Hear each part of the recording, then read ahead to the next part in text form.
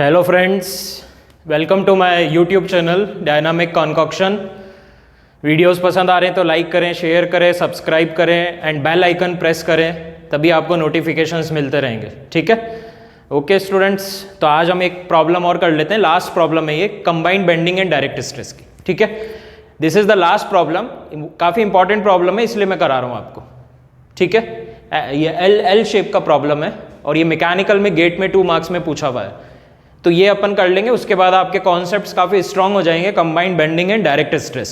उसके बाद अपन simple stress पे आएंगे। ठीक है, उसके बाद सिंपल स्ट्रेस पढ़ेंगे, फिर नॉर्मल स्ट्रेस पढ़ेंगे, फिर शियर स्ट्रेस पढ़ेंगे, फिर direct shear stress distribution diagrams देखेंगे।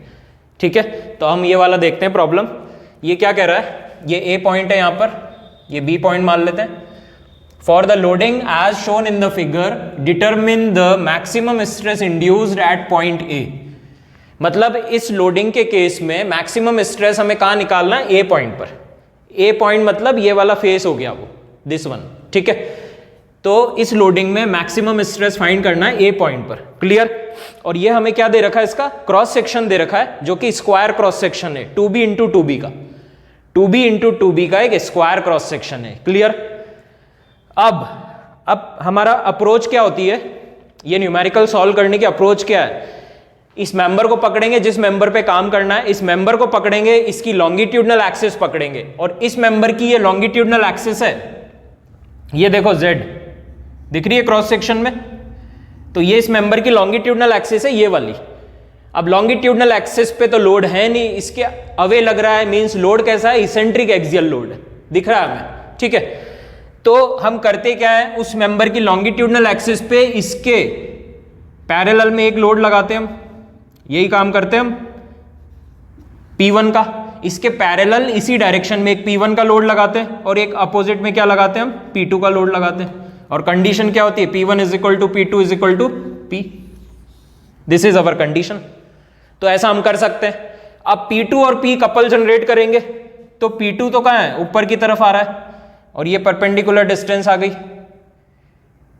ठीक है, और P आ रहा है नीचे की तरफ। क्लियर? ये डिस्टेंस यहां पर P आ रहा है यहां नीचे की तरफ, और इसेंट्रिसिटी क्या होगा, लॉन्गिट्यूडनल एक्सिस और लोड की लाइन ऑफ एक्शन ये, लॉन्गिट्यूडनल एक्सिस ये, तो इसेंट्रिसिटी क्या हो जाएगा, ये डिस्टेंस हो जाएगा। टोटल कितना है L, और ये कितना है, ये B है, ये भी B है, तभी तो ये 2B हुआ। तो ये टोटल L है, L में से कितना माइनस कर दें, B, तो इसेंट्रिसिटी कितनी आ गई, L माइनस B। तो इसेंट्रिसिटी क्या होगा, लोड की लाइन ऑफ एक्शन और मेंबर की लॉन्गिट्यूडनल एक्सिस के बीच परपेंडिकुलर डिस्टेंस, तो इसेंट्रिसिटी हो गई L माइनस बी। क्लियर? ये कपल जनरेट करेगा, इसको इधर मोड़ दो, इसको इधर मोड़ दो। कपल का डायरेक्शन कैसा हुआ, क्लॉकवाइज कितना हुआ, P इंटू ई का। मतलब ये जो मेंबर है नीचे आएगा, कितने का मोमेंट आएगा, P इंटू ई का। ठीक है, ये इधर आएगा, यहां से ये रिएक्शन कपल जनरेट करेगा, तो ये मेंबर कुल मिला के नीचे आ रहा है, तो यहां के फाइबर्स क्या हो रहे हैं, एलोंगेट हो रहे हैं, खिंच रहे हैं, तो यहां टेंसाइल बेंडिंग स्ट्रेस आ रहा है। मतलब यहां पे क्या आ गया हमारे पास, प्लस सिग्मा बी।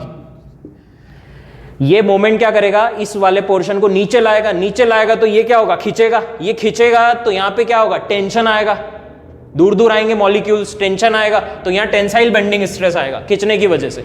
और जब ये नीचे जाएगा इधर की तरफ, तो ये कंप्रेस होगा, ये पास पास आएगा, और जब ये पास पास आएगा तो यहां कौन सा स्ट्रेस आएगा, कंप्रेसिव बेंडिंग स्ट्रेस। क्लियर है इतना? P2 और P तो चले गए बेंडिंग में, जो बेंडिंग इन्होंने इंड्यूस कर दी। अब बचा P1, P1 दिख रहा है, ये P1 बचा। P1 क्या है, एक्सियल लोड है इस मेंबर पे, एक्सियल लोड। अब P1 एक्सियल लोड है, तो एक्सियल लोड टेंसाइल है, टेंसाइल की वजह से दोनों तरफ क्या आएगा, प्लस सिग्मा है, प्लस सिग्मा है। ये हमने रिजॉल्व कर दिया। ठीक है, यहां पे सिग्मा ए माइनस सिग्मा भी आ गया, यहां सिग्मा ए प्लस सिग्मा भी आ गया। हमसे पूछ रहा है determine the maximum stress induced at point A, मतलब इस जगह पे मैक्सिमम स्ट्रेस कितना होगा, हमें दिख ही रहा है, वैसे भी मैक्सिमम ही आ रहा है ये, तो मैक्सिमम कितना होगा, सिग्मा ए प्लस सिग्मा बी। ये मैक्सिमम स्ट्रेस इंड्यूस्ड होगा इस जगह पे। तो एक्सियल निकाल लेते हैं अलग से, पहले लोड बाय एरिया, और लोड कितना है P, और एरिया कितना है, क्रॉस सेक्शनल एरिया कितना है, 2b into 2b, 2b into 2b, तो ये कितना हो गया p अपॉन 4b स्क्वायर, इसको रख दो अलग से, ये एक्सियल स्ट्रेस आ गया। अब बेंडिंग स्ट्रेस निकालेंगे, वो कितना होगा my/i, तो यहां पे मोमेंट कितना होगा p इंटू ई, और p इसेंट्रिसिटी कितनी है l माइनस बी, तो p into l minus B, this is the moment. y कितना होगा, y क्या होता है लॉन्गिट्यूडनल एक्सिस से क्रिटिकल फाइबर, ये क्रिटिकल फाइबर है, ये क्रिटिकल फाइबर है, लॉन्गिट्यूडनल एक्सिस ये, और इससे क्रिटिकल फाइबर ये है और ये है, तो y कितना हुआ, ये हो गया y कितना हो गया b, पूरा 2b है तो y कितना हो गया b, तो y हो गया b। i कितना होगा, i x के अबाउट लेंगे या y के अबाउट, ये इंपॉर्टेंट चीज है, i x के अबाउट लेंगे या y के अबाउट, बताओ।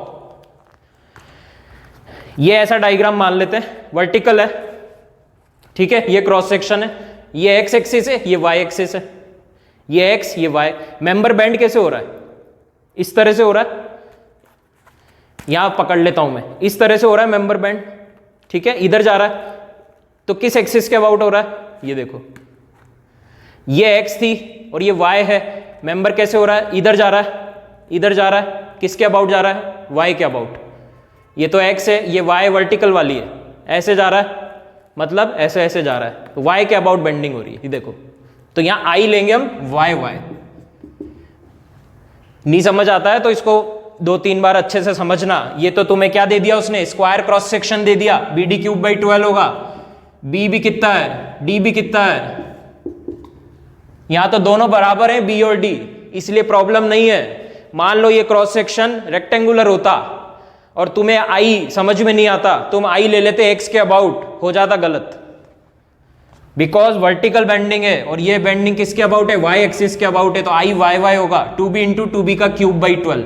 ये सारी वैल्यू किधर पुट करेंगे, यहां पुट करेंगे, तो यहां से क्या आएगा, बेंडिंग स्ट्रेस निकल के आएगा, यहां से आप बेंडिंग स्ट्रेस निकालोगे, ये आपका होमवर्क, और यहाँ एक्सियल आ गया p/4b स्क्वायर, टोटल आंसर हम लिख देते हैं यहाँ पर, वो आएगा p/4b cube 3l-2b। Comment section में मेरे को लिख के बताना है कि आंसर आया या नहीं आपका, और ये प्रॉब्लम समझ में आया कि नहीं, इसके बाद स्ट्रेस पढ़ेंगे हम, ठीक है स्टूडेंट्स।